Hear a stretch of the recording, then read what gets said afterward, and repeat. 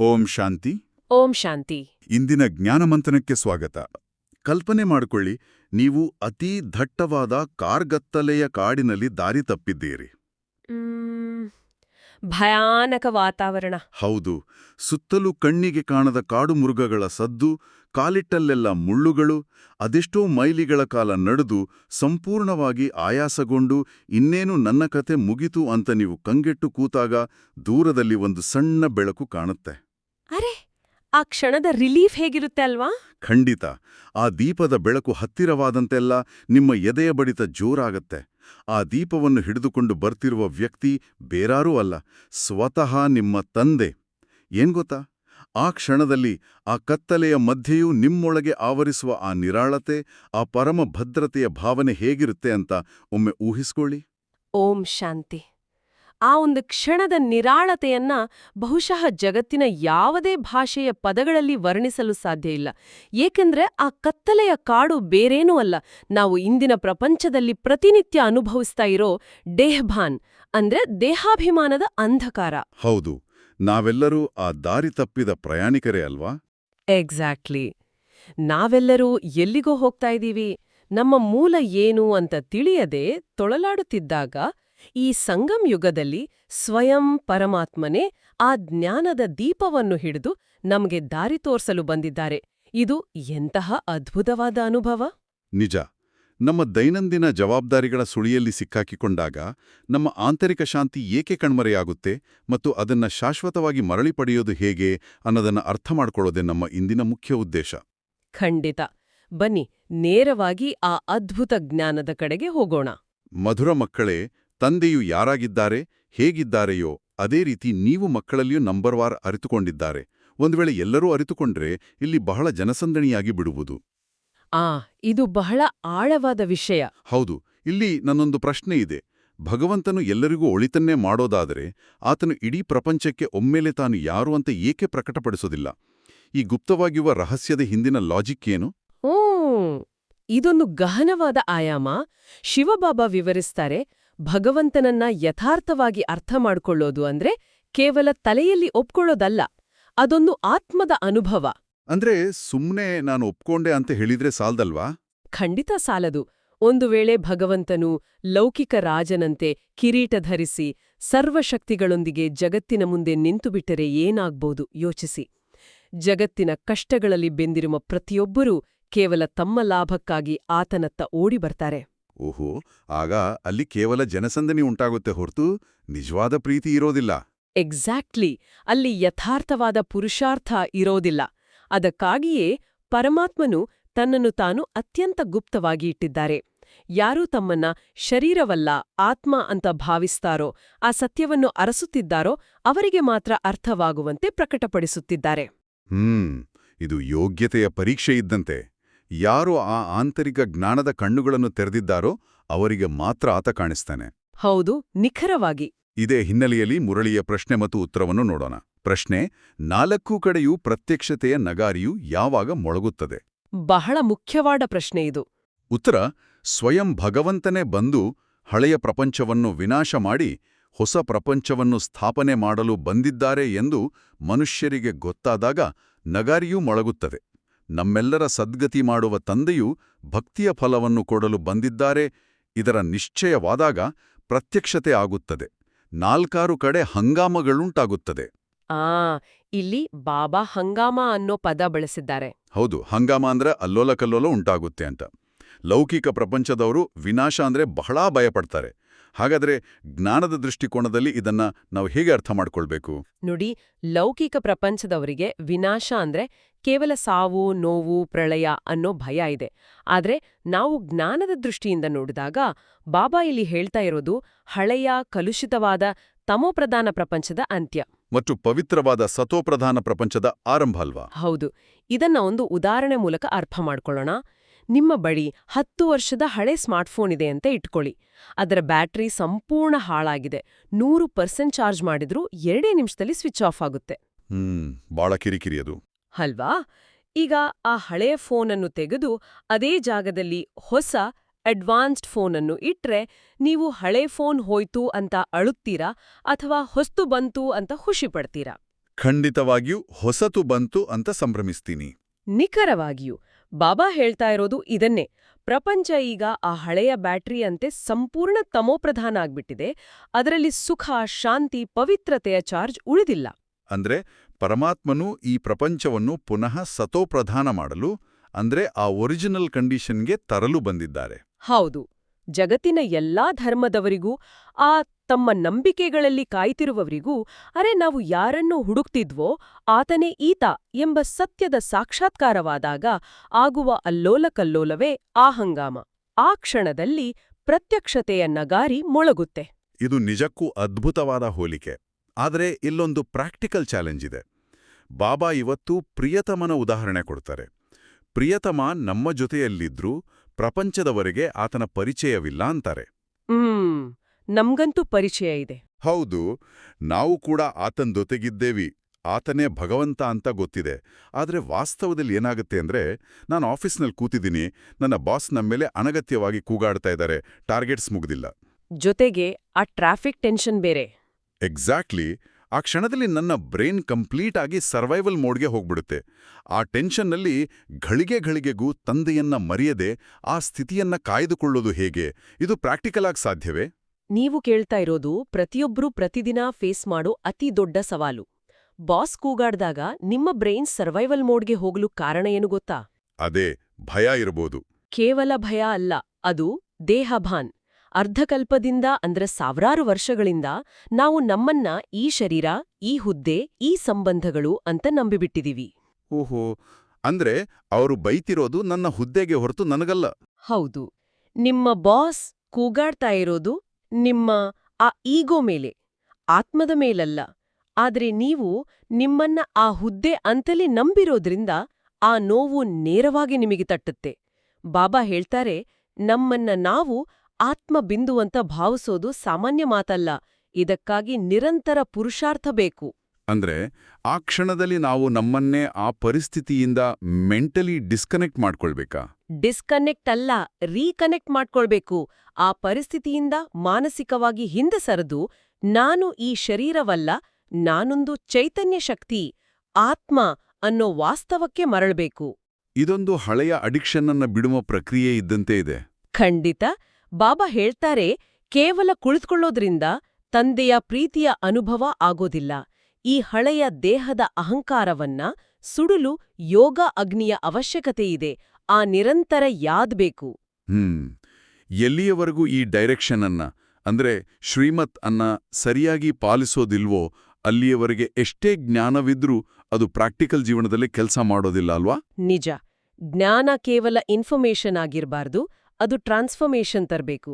ಆ ಟ್ರಾನ್ಸ್ಫಾರ್ಮೇಷನ್ ಹೇಗಿರಬೇಕು ಅನ್ನೋದಕ್ಕೆ ಬಾಬಾ ಇವತ್ತು ಮದುವೆಯ ದಿನ ಕನ್ಯೆಯ ಮುಖದಲ್ಲಿರುವ ಹೊಳಪಿನ ಉದಾಹರಣೆ ನೀಡ್ತಾರೆ. ಆ ಮದುವೆ ದಿನ ಆಕೆಯ ಮುಖದಲ್ಲಿ ಎಷ್ಟು ಖುಷಿ ಇರುತ್ತೆ. ಹೌದು, ಆದ್ರೆ ಮದುವೆಯಾಗಿ ಲೌಕಿಕ ಜವಾಬ್ದಾರಿಗಳು ಶುರುವಾದಾಗ ಆ ಮುಖ ಯಾಕೆ ಬಾಳುತ್ತೆ? ಲೌಕಿಕ ಖುಷಿ ಯಾಕೆ ಟೆಂಪರರಿ ಆಗಿರುತ್ತೆ? ಏಕಂದ್ರೆ ಲೌಕಿಕ ಸಂಬಂಧಗಳು, ಮದುವೆ, ಸಂಪತ್ತು ಎಲ್ಲವೂ ಷರತ್ತುಗಳಿಗೆ ಒಳಪಟ್ಟಿವೆ. ಅಲ್ಲಿ ನಿರೀಕ್ಷೆಗಳಿರುತ್ತವೆ, ಜವಾಬ್ದಾರಿಗಳ ಹೊರೆ, ಭಿನ್ನಾಭಿಪ್ರಾಯಗಳು ಶುರುವಾದಾಗ ಆ ಆರಂಭಿಕ ಹೊಳಪು ಮಾಸುತ್ತಾ ಹೋಗುತ್ತೆ. ಕರೆಕ್ಟ್. ಲೌಕಿಕದಲ್ಲಿ ಇದೆಲ್ಲ ಸಹಜ. ಆದ್ರೆ ಬಾಬಾ ನಮ್ಗೆ ಅತೀಂದ್ರಿಯ ಸುಖದ ಬಗ್ಗೆ ಹೇಳ್ತಾ ಇದ್ದಾರೆ. ಅತೀಂದ್ರಿಯ ಸುಖ ಅಂದ್ರೆ ನಮ್ಮ ಇಂದ್ರಿಯಗಳ ಮಿತಿಯನ್ನ ಮೀರಿದ ಯಾವುದೇ ಲೌಕಿಕ ವಸ್ತು ಅಥವಾ ವ್ಯಕ್ತಿಯ ಮೇಲೆ ಅವಲಂಬಿತವಾಗಿರದ ಶಾಶ್ವತ ಖುಷಿ. ವಾವ್! ಅಂದ್ರೆ ನಾವು ಆ ಪರಮ ಪ್ರಿಯತಮನೊಂದಿಗೆ ನಿಶ್ಚಿತಾರ್ಥ ಮಾಡ್ಕೊಂಡಾಗ ಆ ಕಾಂತಿ ನಮ್ಮ ಚಹರೆಯಲ್ಲಿ ಸದಾ ಇರಬೇಕು. ಯಾರು ಪರಮಾತ್ಮನನ್ನ ನಿರಂತರವಾಗಿ ಯಾದ್ ಮಾಡೋದಿಲ್ಲವೋ ಅವರ ಮುಖಗಳು ಆ ಲೌಕಿಕ ಕನ್ನಿಯಂತೆ ಬಾಡಿ ಹೋಗ್ತವೆ ಅಂತ ಶಿವಬಾಬಾ ಎಚ್ಚರಿಸ್ತಾರೆ. ಇದು ಬಹಳ ಆಳವಾದ ವಿಚಾರ. ಆ ಆಂತರಿಕ ಖುಷಿ ಇದ್ದಾಗ ಮಾತ್ರ ನಾವು ಬೇರೆಯವರಿಗೂ ಆ ಬೆಳಕನ್ನ ಹಂಚಲು ಸಾಧ್ಯ. ಹೌದು. ಮತ್ತು ಇದೇ ನಿಟ್ಟಿನಲ್ಲಿ ಬಾಬಾ ಒಂದು ದೊಡ್ಡ ಐತಿಹಾಸಿಕ ಭ್ರಮೆಯನ್ನ ಒಡಿತಾರೆ, ಲಕ್ಷ್ಮೀನಾರಾಯಣರ ರಹಸ್ಯದ ಬಗ್ಗೆ. ಓ ಹೌದು.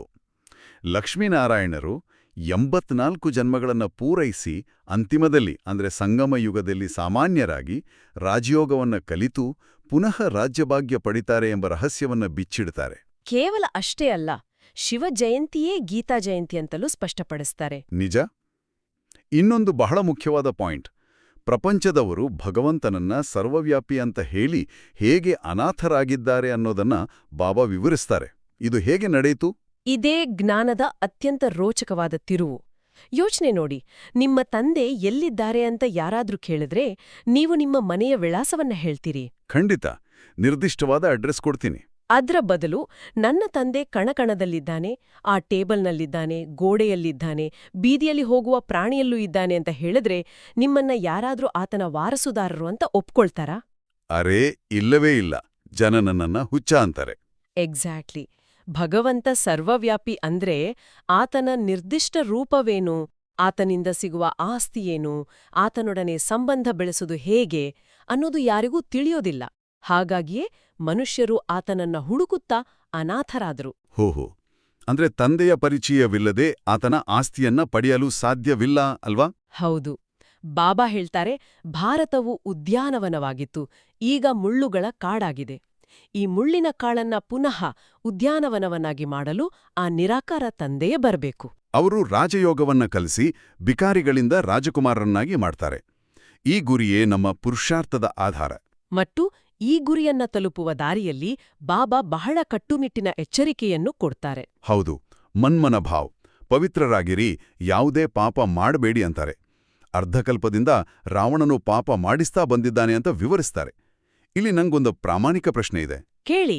ನಾನೊಬ್ಬ ಸಾಮಾನ್ಯ ಮನುಷ್ಯ, ಯಾರಿಗೂ ಮೋಸ ಮಾಡೋದಿಲ್ಲ, ಕತಿಯೋದಿಲ್ಲ, ಬೆಳಗ್ಗೆ ಎದ್ದು ಆಫೀಸ್ಗೆ ಹೋಗ್ತೀನಿ, ಮನೆಗ್ ಬರ್ತೀನಿ. ನನ್ನಿಂದ ಯಾವ ಪಾಪ ಆಗ್ತಾ ಇದೆ? ಇದು ಪ್ರತಿಯೊಬ್ಬರ ಮನಸ್ಸಲ್ಲೂ ಮೂಡುವ ಸಹಜವಾದ ಪ್ರಶ್ನೆ. ನಾವು ಪಾಪ ಅಂದ್ರೆ ಕೇವಲ ಫಿಸಿಕಲ್ ಆಗಿ ಯಾರಿಗೋ ಹೊಡೆಯೋದು, ಕದಿಯೋದು ಮಾತ್ರ ಅಂದ್ಕೊಂಡಿದ್ದೀವಿ. ಲೌಕಿಕದಲ್ಲಿ ನಾವು ಹಾಗೆ ಅಲ್ವಾ ಅಂದ್ಕೊಳ್ಳೋದು? ಹೌದು.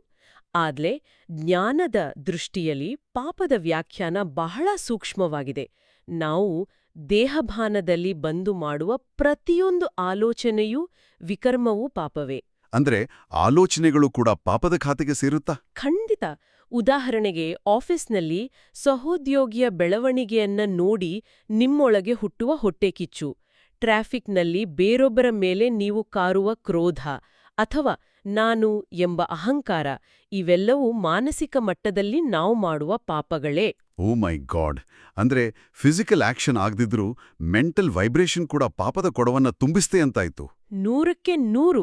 ಬಾಬಾ ಹೇಳ್ತಾರೆ, ಪಾಪದ ಕೊಡ 100ರಷ್ಟು ತುಂಬಿದೆ.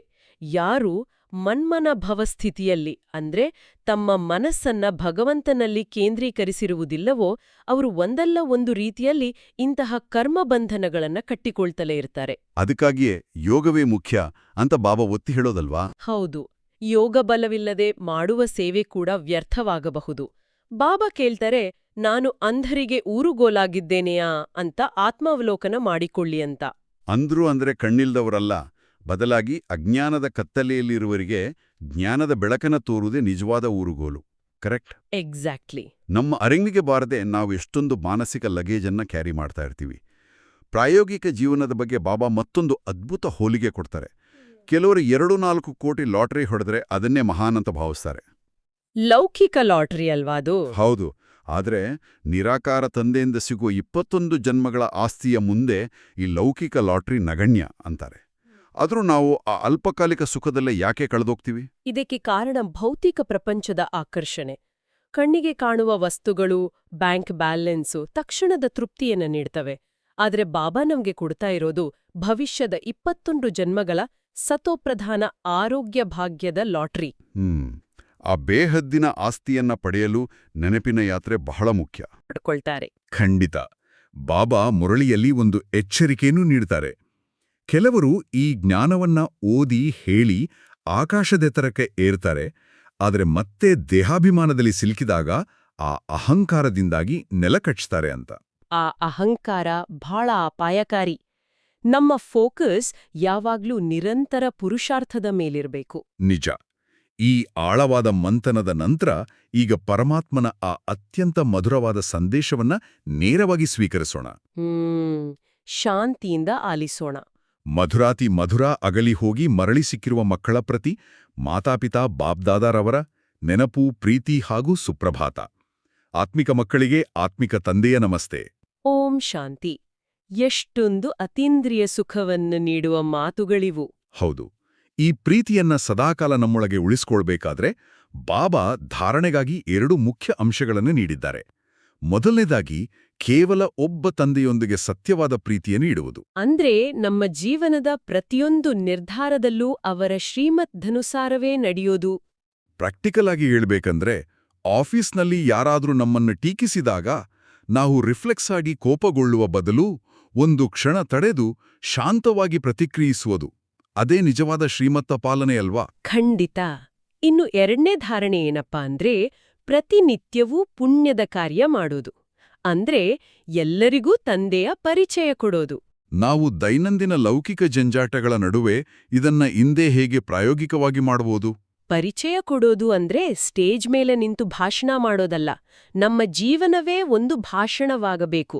ನಮ್ಮ ನಡವಳಿಕೆ, ನಾವು ಕಾಯ್ದುಕೊಳ್ಳುವ ಶಾಂತ ಸ್ವಭಾವವನ್ನ ನೋಡಿ ಜನರಿಗೆ ಇವರ ಬಳಿ ಏನೋ ವಿಶೇಷ ಶಕ್ತಿ ಇದೆ ಅಂತ ಅನಿಸ್ಬೇಕು. ಅಂದ್ರೆ ನಮ್ಮ ವೈಬ್ರೇಷನ್ಸ್ ಕೆಲಸ ಮಾಡಬೇಕು. ಹೌದು.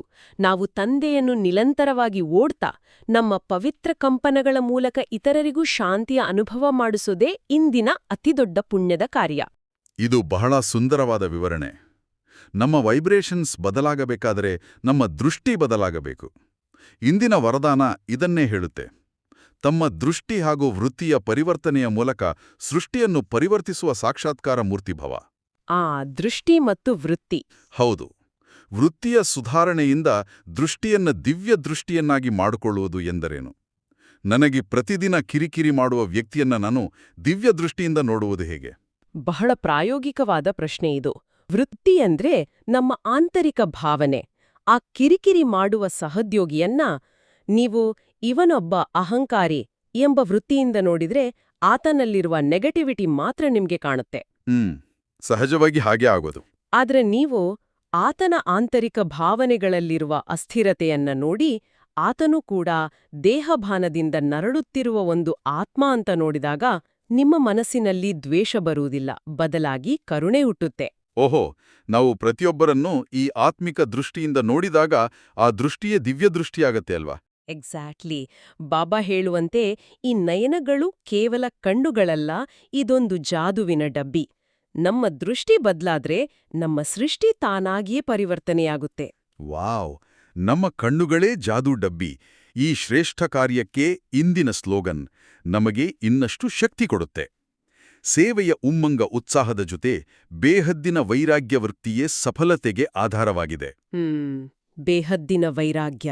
ಸಾಮಾನ್ಯವಾಗಿ ವೈರಾಗ್ಯ ಅಂದ್ರೆ ಮನೆ ಮಠ ಬಿಟ್ಟು ಕಾಡಿಗೆ ಹೋಗುವುದು ಅನ್ನೋ ತಪ್ಪು ಕಲ್ಪನೆಯಿದೆ. ಹಾಗಾದ್ರೆ ಕುಟುಂಬದ ಜೊತೆಗಿದ್ದು ಈ ಬೇಹದ್ದಿನ ವೈರಾಗ್ಯವನ್ನ ಕಾಯ್ದುಕೊಳ್ಳೋದು ಹೇಗೆ? ಬಾಬಾ ಹೇಳುವ ವೈರಾಗ್ಯ ಕಾಡಿಗೆ ಹೋಗುವುದಲ್ಲ, ಅದು ಕಂಪ್ಲೀಟ್ ಮೆಂಟಲ್ ಡಿಟ್ಯಾಚ್ಮೆಂಟ್. ನಾವು ಕುಟುಂಬದಲ್ಲಿರ್ತೀವಿ, ಕೆಲ್ಸ ಮಾಡ್ತೀವಿ, ಆದ್ರೆ ಮನಸ್ಸಿನಿಂದ ಯಾವುದಕ್ಕೂ ಅಂಟಿಕೊಂಡಿರೋದಿಲ್ಲ. ಕೆಸರಿನಲ್ಲಿ ಅರಳಿದ ಕಮಲದ ಹೂವಿನಂತೆ ಅಲ್ವಾ? ಹೌದು. ನಾವು ಮಾಡುವ ಪ್ರತಿಯೊಂದು ಸೇವೆಯಲ್ಲೂ ನಾನು ಮಾಡಿದೆ ಎಂಬ ಅಹಂಕಾರ ಇರಬಾರ್ದು. ಇದು ಭಗವಂತನ ಕಾರ್ಯ, ನಾನು ಕೇವಲ ಒಂದು ನಿಮಿತ್ತ ಎಂಬ ನಿರ್ಲಿಪ್ತ ಭಾವನೆಯೇ ನಿಜವಾದ ಬೇಹದ್ದಿನ ವೈರಾಗ್ಯ ವೃತ್ತಿ. ಪರ್ಫೆಕ್ಟ್. ಮತ್ತು ಇಂದಿನ ಅವ್ಯಕ್ತ ಸೂಚನೆಯಲ್ಲಿ ಮಹಾನರಾಗಲು ಬಾಬಾ ನಮಗೆ ಮಧುರತೆ ಮತ್ತು ನಮ್ರತೆಯನ್ನ ಧಾರಣೆ ಮಾಡಲು ಹೇಳಿದ್ದಾರೆ. ಹೌದು. ಮಧುರತೆ ಮತ್ತು ನಮ್ರತೆ ಅಹಂಕಾರದ ಸಂಪೂರ್ಣ ವಿರುದ್ಧ ದಿಕ್ಕಿನಲ್ಲಿರುವ ಗುಣಗಳು. ನಮ್ರತೆ ಇದ್ರೆ ಎಂಥ ಕಠಿಣ ಹೃದಯವನ್ನು ಬೇಕಾದ್ರೂ ಗೆಲ್ಲಬಹುದು. ಖಂಡಿತ. ಈಗ ಈ ಅದ್ಭುತವಾದ ಜ್ಞಾನದ ಮುತ್ತುಗಳನ್ನ ನಮ್ಮ ಆಳವಾದ ಪ್ರಜ್ಞೆಯಲ್ಲಿ ಇಳಿಸಿಕೊಡುವ ಸಮಯ. ಈ ದಿವ್ಯ ದೃಷ್ಟಿಯ ವರದಾನ ಮತ್ತು ಬೇಹದ್ದಿನ ವೈರಾಗ್ಯವನ್ನ ನಮ್ಮ ಆತ್ಮದಲ್ಲಿ ಬೇರೋರಿಸಲು ಒಂದು ಪುಟ್ಟ ಧ್ಯಾನದ ಅಭ್ಯಾಸವನ್ನ ಮಾಡೋಣ. ದಯವಿಟ್ಟು ಎಲ್ಲರೂ ನೀವು ಕುಳಿತಿರುವ ಜಾಗದಲ್ಲೇ ನಿಮ್ಮ ದೇಹವನ್ನು ಸಂಪೂರ್ಣವಾಗಿ ಸಡಿಲಗೊಳಿಸಿ. ಬೆನ್ನು ನೇರವಾಗಿರಲಿ. ನಿಧಾನವಾಗಿ ಆಳವಾಗಿ ಉಸಿರಾಡಿ. ನಿಮ್ಮ ಕಣ್ಣುಗಳನ್ನು ಮೆಲ್ಲನೆ ಮುಚ್ಚಿ. ಲೌಕಿಕ ಜಗತ್ತಿನ ಎಲ್ಲಾ ಶಬ್ದಗಳು, ಯೋಚನೆಗಳು ನಿಮ್ಮಿಂದ ದೂರಾಗ್ತಾ ಇವೆ. ಮನಸ್ಸು ಸಂಪೂರ್ಣವಾಗಿ ಶಾಂತವಾಗ್ತಾ ಇದೆ. ನಿಮ್ಮನ್ನು ನೀವು ಹಣೆಯ ಮಧ್ಯದಲ್ಲಿ ಭ್ರುಕುಟಿಯ ಸಿಂಹಾಸನದ ಮೇಲೆ ಹೊಳೆಯುತ್ತಿರುವ ಒಂದು ದಿವ್ಯವಾದ ಜ್ಯೋತಿಯಂತ ಭಾವಿಸಿ. ನಾನೊಂದು ಚೈತನ್ಯ ಶಕ್ತಿ, ಆತ್ಮಬಿಂದು. ನಾನು ಅತ್ಯಂತ ಶಾಂತ ಸ್ವರೂಪ ಆತ್ಮ. ನನ್ನ ತಂದೆ ಜ್ಞಾನಸಾಗರ ಶಿವಬಾಬಾ ಆ ಪರಂಧಾಮದಲ್ಲಿ ಪ್ರಕಾಶಿಸ್ತಾ ಇದ್ದಾರೆ. ನನ್ನ ಮನಸ್ಸಿನ ಕಣ್ಣುಗಳನ್ನ ನಾನು ಆ ತಂದೆಯತ್ತ ಹರಿಸ್ತಾ ಇದ್ದೀನಿ. ಅಲ್ಲಿಂದ ಬಾಬಾರವರ ಪ್ರೇಮದ ಶುದ್ಧತೆಯ ಕಿರಣಗಳು ನೇರವಾಗಿ ನನ್ನ ಆತ್ಮದ ಮೇಲೆ ಬೀಳ್ತಾ ಇವೆ. ನನ್ನಲ್ಲಿರುವ ಎಲ್ಲಾ ದೇಹಭಾನ ಕರಗಿ ಹೋಗ್ತಾ ಇದೆ. ನನ್ನ ದೃಷ್ಟಿ ಈಗ ದಿವ್ಯವಾಗ್ತಾ ಇದೆ. ನಾನು ಜಗತ್ತಿನ ಪ್ರತಿಯೊಂದು ಆತ್ಮವನ್ನು ದಿವ್ಯ ದೃಷ್ಟಿಯಿಂದ ಕೇವಲ ಸಹೋದರರಂತೆ ನೋಡ್ತಾ ಇದ್ದೀನಿ. ನನಗೆ ಬೇಹದ್ದಿನ ವೈರಾಗ್ಯವಿದೆ. ನಾನು ಕಮಲದ ಹೂವಿನಂತೆ ನಿರ್ಲಿಪ್ತ. ನಾನು ಸೇವಾಧಾರಿ ಆತ್ಮ. ನಾನೂ ಸಾಕ್ಷಾತ್ಕಾರ ಮೂರ್ತಿ. ನನ್ನ ಪ್ರತಿ ಹೆಜ್ಜೆಯಲ್ಲೂ ಶ್ರೀಮತಿದೆ. ನಾನು ಸಂಪೂರ್ಣ ಮನಮನ ಭಾವಸ್ಥಿತಿಯಲ್ಲಿದ್ದೇನೆ. ಓಂ ಶಾಂತಿ, ಓಂ ಶಾಂತಿ. ಓಂ ಶಾಂತಿ. ಈ ಆಳವಾದ ಶಾಂತಿಯ ಅನುಭವದೊಂದಿಗೆ ನಾವು ಇಂದಿನ ಮಂಥನವನ್ನ ಮುಕ್ತಾಯಗೊಳಿಸ್ತಾ ಇದ್ದೀವಿ. ಎಪಿಸೋಡ್ನ ಆರಂಭದಲ್ಲಿ ನಾವು ಆ ಕತ್ತಲೆಯ ಕಾಡಿನ ಬಗ್ಗೆ ಮಾತಾಡಿದ್ದೇವಲ್ವಾ? ಹೌದು, ಆ ದಾರಿ ತಪ್ಪಿದ ಪ್ರಯಾಣಿಕ ಬೇರಾರೂ ಅಲ್ಲ, ನಾವೇ. ಮತ್ತು ಆ ತಂದೆಯ ಕೈಯಲ್ಲಿರುವ ದೀಪವೇ ಇಂದಿನ ಈ ಅದ್ಭುತ ಜ್ಞಾನ. ಈಗ ನಿಮ್ಮ ಬಳಿ ದೀಪವಿದೆ. ಆ ದೀಪದ ಬೆಳಕನ್ನ ಬಿಟ್ಟು ಪುನಃ ಕತ್ತಲೆಯ ಕಡೆಗೆ ತಿರುಗಿ ನೋಡಬೇಡಿ. ಇಂದು ನೀವು ನಿಮ್ಮ ಆಫೀಸ್ಗೆ, ಟ್ರಾಫಿಕ್ಗೆ ಮರಳಿದಾಗ ಕೇವಲ ಒಂದು ವಿಚಾರವನ್ನ ಮನಸ್ಸಿನಲ್ಲಿಟ್ಕೊಳ್ಳಿ. ಈ ಇಡೀ ಜಗತ್ತು ಒಂದು ದೊಡ್ಡ ನಾಟಕದ ವೇದಿಕೆ ಅನ್ನೋದನ್ನ ಅಲ್ವಾ? ಎಕ್ಸಾಕ್ಟ್ಲಿ. ನಿಮ್ಮ ಮೇಲೆ ಕೂಗಾಡುವ ಬಾಸ್ ಅಥವಾ ಟ್ರಾಫಿಕ್ನಲ್ಲಿ ಕ್ರಾಸ್ ಮಾಡುವ ವ್ಯಕ್ತಿ, ಅವರೆಲ್ಲರೂ ಕೇವಲ ತಮ್ಮ ಪಾತ್ರವನ್ನ ಅಭಿನಯಿಸುತ್ತಿರುವ ಆತ್ಮಗಳು. ಕೇವಲ ಆಕ್ಟರ್ಸ್ ಅಷ್ಟೇ. ನಾವು ಆಕ್ಟರ್ಸ್ ಮೇಲೆ ಕೋಪಗೊಳ್ಳಲು ಸಾಧ್ಯವೇ? ಖಂಡಿತ ಸಾಧ್ಯವಿಲ್ಲ. ಈ ಬೇಹದ್ದಿನ ವೈರಾಗ್ಯದ ದೃಷ್ಟಿಕೋನ ನಿಮ್ಮ ಪ್ರತಿಕ್ರಿಯೆಗಳನ್ನ ಹೇಗೆ ಬದಲಾಯಿಸುತ್ತೆ ಅನ್ನೋದನ್ನ ಒಮ್ಮೆ ಗಮನಿಸಿ. ದಿನವಿಡೀ ಬಾಬಾರವರ ಆ ಯಾದನಲ್ಲಿ, ಆ ಪ್ರಿಯತಮನ ನೆನಪಿನಲ್ಲಿ ನಿಮ್ಮ ಆಂತರಿಕ ಮುಖದ ಹೊಳಪನ್ನ ಕಾಪಾಡಿಕೊಳ್ಳಿ. ಇಂದಿನ ದಿನವಿಡೀ ನಾವು ಚರ್ಚಿಸಿದ ಈ ಅವ್ಯಕ್ತ ಸ್ಥಿತಿಯನ್ನು ಅನುಭವಿಸಲು ಪ್ರಯತ್ನಿಸೋಣ ಮತ್ತು ಬಾಬಾರವರ ವರದಾನದ ಹಸ್ತ ಸದಾ ನಮ್ಮ ತಲೆಯ ಮೇಲಿದೆಯೆಂಬ ಸ್ಮೃತಿಯಲ್ಲಿರೋಣ. ನಿಜ, ಇಂದಿನ ಈ ಚರ್ಚೆ ಎಲ್ಲರ ಆಧ್ಯಾತ್ಮಿಕ ಪಯಣಕ್ಕೆ ಸಹಕಾರಿಯಾಗಿದೆ ಎಂದು ನಾವು ನಂಬುತ್ತೇವೆ. ಎಲ್ಲರಿಗೂ ಈ ನಮ್ಮ ಮಾತುಕತೆ ಇಷ್ಟವಾದಲ್ಲಿ ದಯವಿಟ್ಟು ಈ ಜ್ಞಾನದ ಅಮೃತವನ್ನು ತಮ್ಮ ಆತ್ಮೀಯರಿಗೂ ಶೇರ್ ಮಾಡಿ. ಹೌದು, ಮತ್ತು ಇಂತಹ ದೈನಂದಿನ ಮುರಳಿ ಮಂಥನಕ್ಕಾಗಿ ನಮ್ಮ ಶಿವವಾಣಿ ಚಾನೆಲ್ ಅನ್ನು ಸಬ್ಸ್ಕ್ರೈಬ್ ಮಾಡಲು ಮರೆಯಬೇಡಿ. ಹಾಗಾದರೆ ನಾಳೆ ಮತ್ತೆ ಭೇಟಿಯಾಗೋಣ. ಅಲ್ಲಿಯವರೆಗೆ ಬಾಬಾರವರ ಸಿಹಿ ನೆನಪಿನಲ್ಲಿರಿ. ಓಂ ಶಾಂತಿ. ಓಂ ಶಾಂತಿ. ಓಂ ಶಾಂತಿ.